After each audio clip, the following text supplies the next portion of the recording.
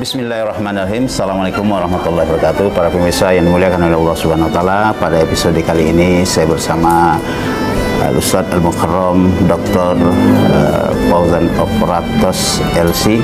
Beliau adalah salah seorang ustadz ulama yang cukup terkenal di Riau, bahkan beliau juga tur dakwah sampai ke beberapa negara. Baik, pada sore hari ini kita mencoba meminta mutiara kalimat dan rangka mengisi tausiah menjelang kita berbuka. Assalamualaikum warahmatullahi wabarakatuh. Waalaikumsalam Pak Is. Apa kabar Ustaz? Alhamdulillah sehat walafiat. Ustaz ini bahkan sudah sampai juga ke wilayah kita, yaitu khususnya di Edu. Pada sore hari ini akan disampaikan berkaitan amalan apa saja yang akan kita lakukan selama bulan Ramadan ini, dan ini insya Allah sangat bermanfaat bagi kita. Dan tafadhol Ustaz. Bismillahirrahmanirrahim. Assalamualaikum warahmatullahi wabarakatuh. Waalaikumsalam. Bapak Ibu yang dimuliakan Allah Subhanahu wa taala, Pak Yusrizal, insyaallah ini program yang sangat luar biasa. Ini sebenarnya kita melakukan amalan secara tidak langsung, karena amalannya ini akan dilihat orang, dinilai orang, bermanfaat, diamalkan orang, dan itu menjadi amal jariah. Jadi media sosial ini kalau kita pandai mengemasnya, kita pandai menggunakannya, insya Allah dia akan menjadi amalan jariah secara tidak langsung. Karena tim PDA Peranap ini, Pak Isrizal bersama tim sudah membuat sebuah program kajian-kajian singkat. Dengan program ini insya Allah mudah-mudahan ditonton oleh banyak orang, dan tentunya ini banyak nilai-nilai yang diambil oleh jemaah Bapak Ibu di rumah. Bapak Ibu yang dimuliakan Allah Subhanahu wa taala, kalau kita berbicara tentang amalan, Pak Is, itu kan dalam bulan Ramadan ini semua kan berlomba-lomba.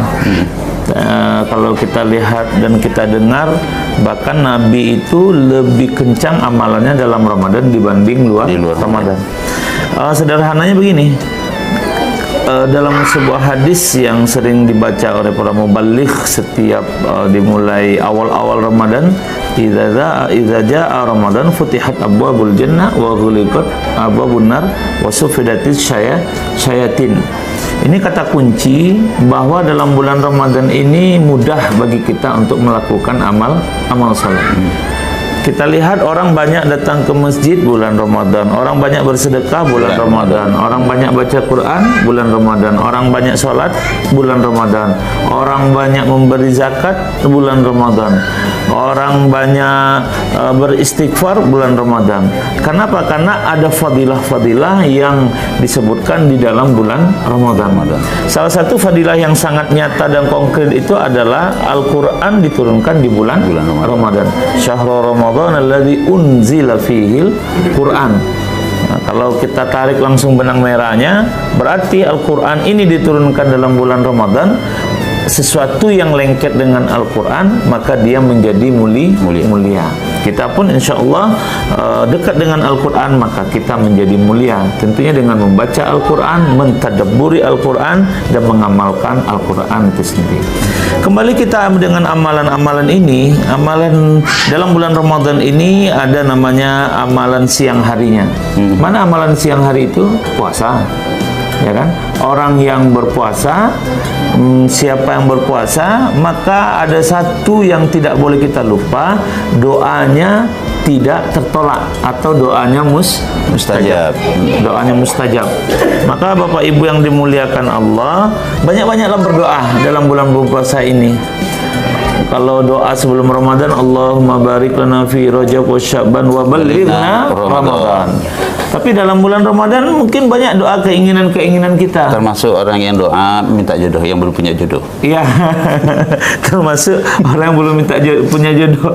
Karena doa ini doa silahul mukmin, doa itu adalah senjata. Termasuk juga doa bagaimana bisa sampai ke tanah suci. Sampai ke tanah suci itu memang bukan hal perkara yang mudah. Ya, kalau kita bilang sulit mudah sulit. Nah, jadi kekuatan salah satunya itu adalah dengan doa. Itu amalan karena kita dalam kondisi berpuasa.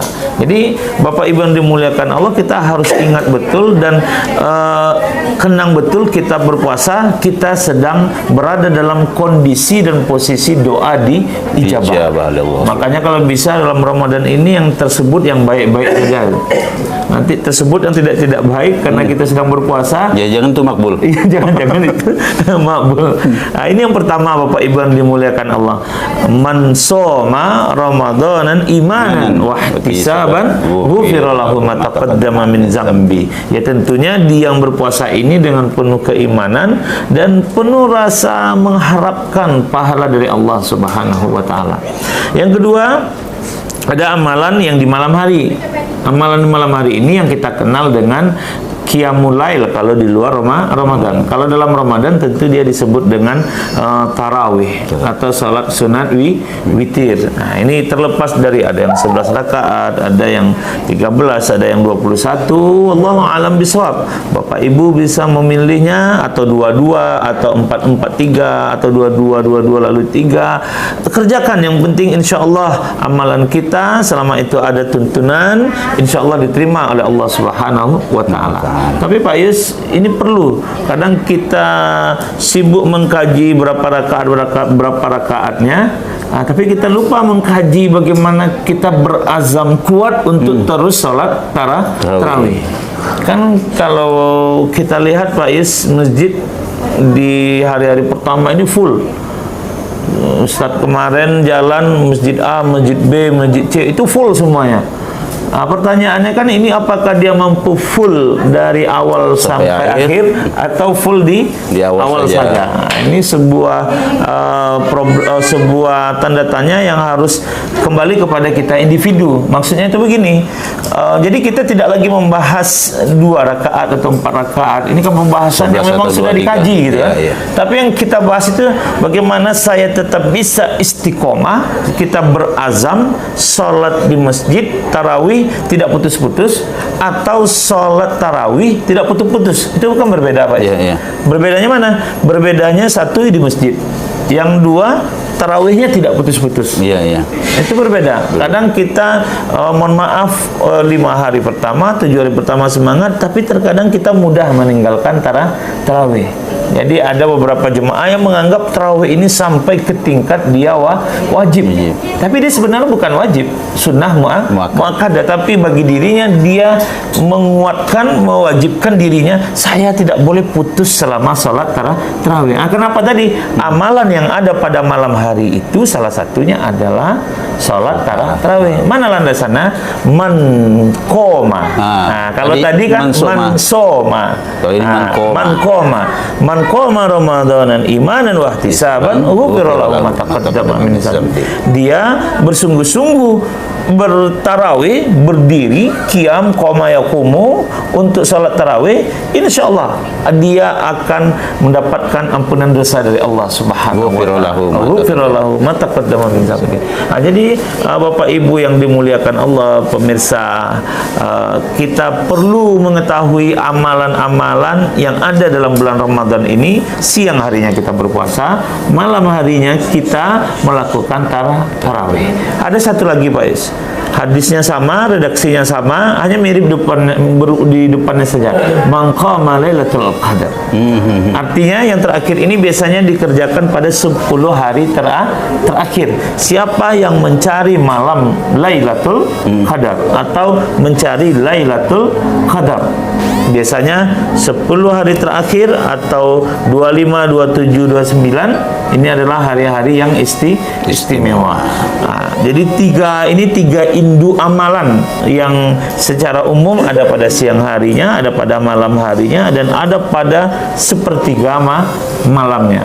Ya, itu tentunya ayam, hari-hari kita yang penuh dengan amalan. Nah, ini Bapak Ibu yang dimuliakan Allah, sedikit tentang bagaimana kita perlu mengetahui amalan-amalan yang ada di dalam bulan suci Ramadan. luar biasa. Iya, Cukup, Ustaz? Insyaallah. Pemirsa yang dimuliakan oleh Allah Subhanahu wa taala, walaupun waktu sangat sedikit tetapi mutiara kalimat ini luar biasa memotivasi kita, terkhusus amalan-amalan pada bulan Ramadan, baik pada siang hari maupun pada malam hari. Itu saja, Ustaz. Terima kasih banyak, jazakallah. Dan insyaallah doa-doa Anda, amal-amal ibadah Anda pada tahun ini adalah amalan yang terbaik tahun 1440 Hijriah. Kami sekarang berada di sebuah kantor yaitu PDA Travel, dan insyaallah suatu ketika doa Anda sampai ke tanah suci. Amin. Tidak sekedar melihat duplikat, tetapi suatu ketika Anda juga bisa masuk ke dalam pesawat dengan sebenarnya untuk menuju kedua tanah haram. Demikian, assalamualaikum warahmatullahi wabarakatuh. Waalaikumsalam.